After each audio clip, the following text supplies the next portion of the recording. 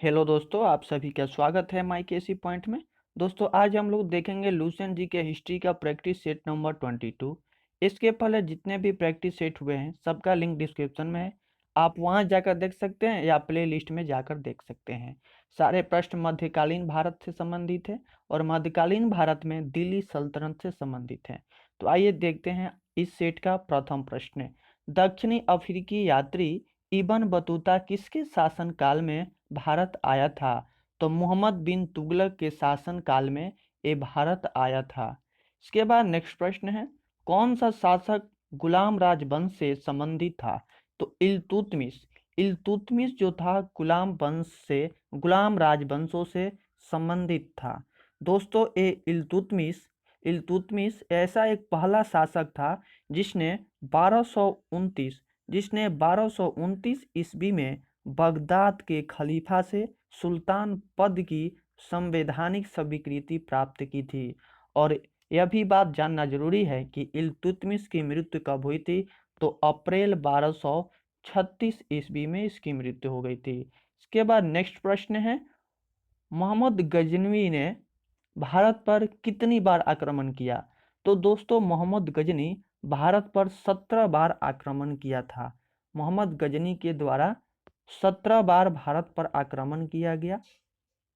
इसने अंतिम भारतीय युद्ध जो किया था 1027 ईस्वी में जाटों के विरुद्ध किया था और मोहम्मद गजनी की मृत्यु 1030 ईस्वी में हो गई थी। इसके बाद फ्रेंड्स नेक्स्ट प्रश्न है, किसने अपने आप को खलीफा घोषित किया था? तो मुबारक शाह खिलजी ने अपने आप को खलीफा घोषित किया था। नेक्स्ट प्रश्न है, लोदी वंश का संस्थापक कौन था? बहलोल लोदी। लोदी वंश का संस्थापक बहलोल लोदी था।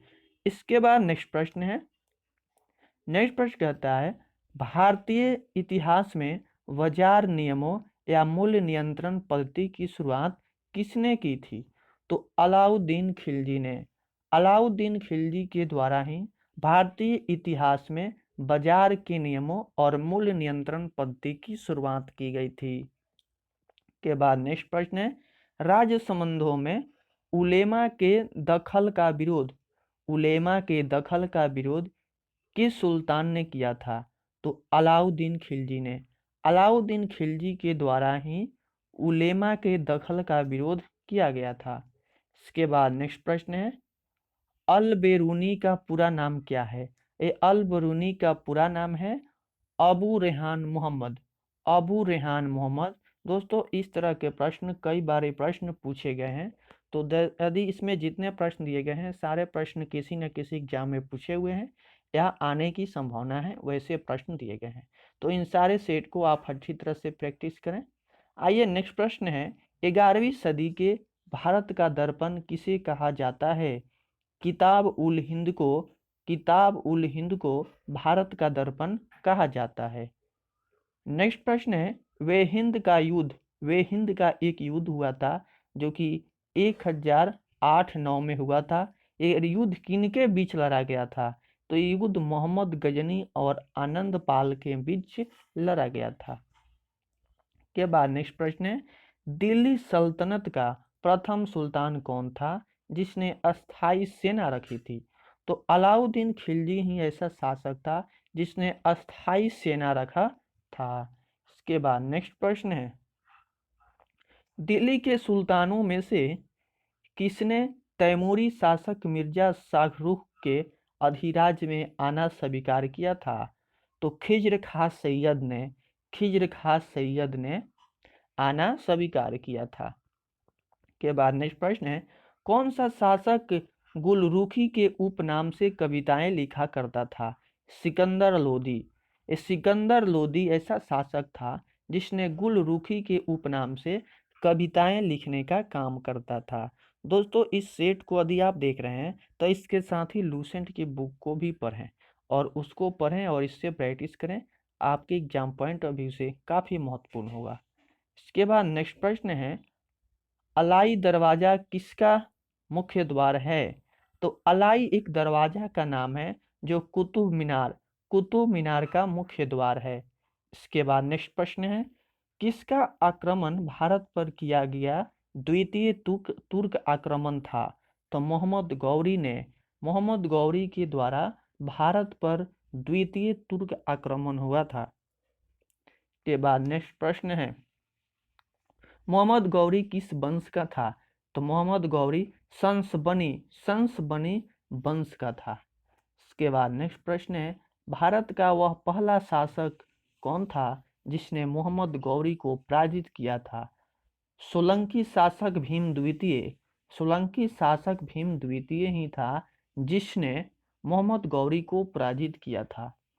नेक्स्ट प्रश्न है, मोहम्मद गौरी का सर्वाधिक महत्वपूर्ण भारतीय आक्रमण हुआ था? भारतीय आक्रमण कब हुआ था? तो त्राइन का द्वितीय युद्ध, जो त्राइन का द्वितीय युद्ध हुआ था, ये त्राइन का द्वितीय युद्ध 1192 ईस्वी में हुआ था। वही युद्ध जो था सर्वाधिक महत्वपूर्ण भारतीय आक्रमण था। नेक्स्ट प्रश्न है, मोहम्मद गौरी एवं कनौज के राजा जयचंद्र के मध्य 1194 में हुआ युद्ध किस नाम से जाना जाता है? तो चंदावर का युद्ध। ये चंदावर का युद्ध जो हुआ था 1194 ईस्वी में हुआ था, मोहम्मद गौरी और कनौज के राजा जयचंद्र के बीच हुआ था।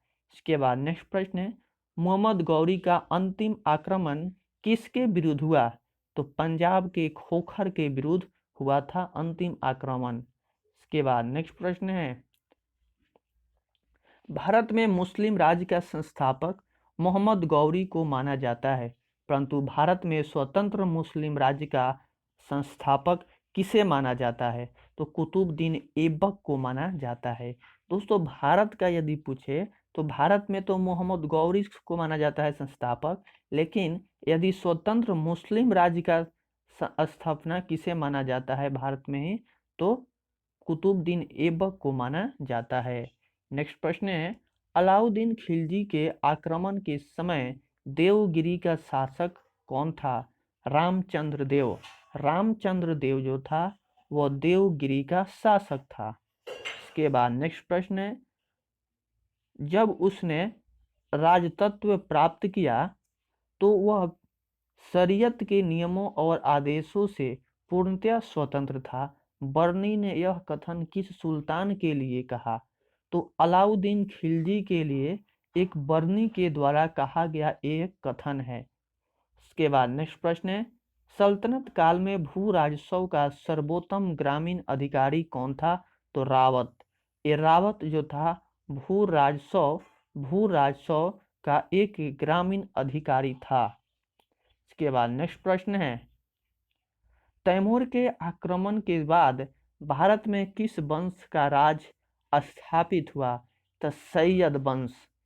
जब तैमूर के आक्रमण के बाद जो भारत पर वंशों ने शासन किया, उस वंश का नाम था सैयद वंश।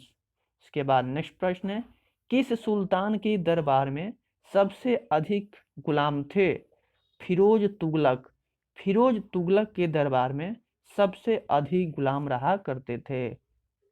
नेक्स्ट प्रश्न है, किस सुल्तान ने बेरोजगारों को रोजगार दिया?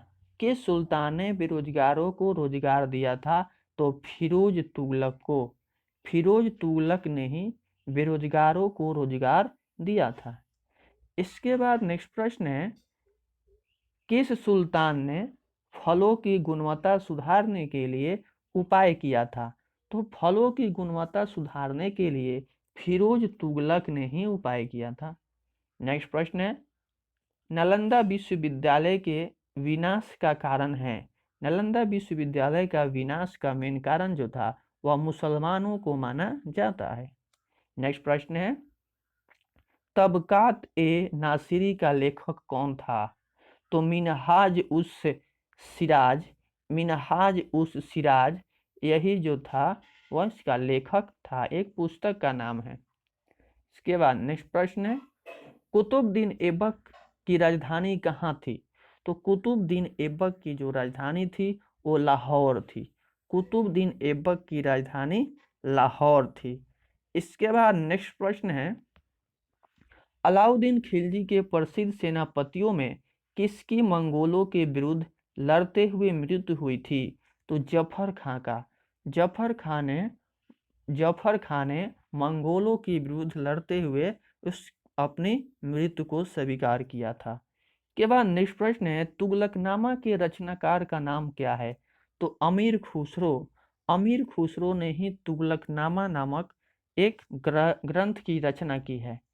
इसके बाद नेक्स्ट प्रश्न कहता है, भारत में मोहम्मद गौरी ने किसको प्रथम अक्ता प्रदान किया था? तो कुतुबुद्दीन ऐबक को प्रथम अक्ता प्रदान किया था।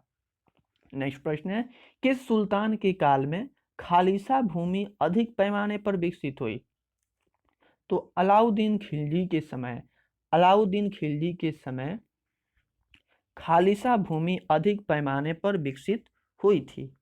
इसके बाद नेक्स्ट प्रश्न कहता है, अमीर को ही अर्थात कृषि विभाग नामक एक नया विभाग किस सुल्तान द्वारा शुरू किया गया था? तो मोहम्मद बिन तुगलक के द्वारा अमीर को ही अर्थात एक कृषि विभाग की शुरुआत किया गया था। नेक्स्ट प्रश्न है, अमीर खुसरो ने किसके विकास में अग्रगामी की भूमिका निभाई? तो खड़ी बोली ने अग्रगामी की भूमिका निभाई थी। इसके बाद नेक्स्ट प्रश्न है, तैमूर लंग ने किसके शासनकाल में भारत पर आक्रमण किया? तो ये तैमूर लंग जो था वो नसीरुद्दीन मोहम्मद तुगलक के काल में भारत पर आक्रमण किया था। दोस्तों ये प्रश्न कई बार पूछा गया है, तो आप सही से प्रैक्टिस करें सारे सेटों को। इसके बाद नेक्स्ट प्रश्न है, भारत में पोलो खेल का प्रचलन किसने शुरू किया? तुर्कों ने। ये तुर्कों के द्वारा ही पोलो खेल का प्रचलन की शुरुआत हुई थी। इसके बाद नेक्स्ट प्रश्न कहता है, किसने एक तरफ संस्कृत मुद्रा लेख के साथ चांदी के सिक्के निर्गत किए? तो मोहम्मद गजनवी ने।